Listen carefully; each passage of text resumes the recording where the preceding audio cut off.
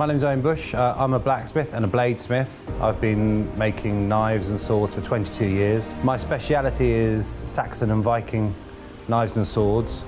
I really love looking at the history of these pieces. The smiths that were making these blades, the swords in particular, were so good at what they did, and they were doing such incredible work. From a modern scientific point of view, it's really gobsmacking to try and copy the things that people were doing in the 7th or 9th century that we only fully understood 30 or 40 years ago.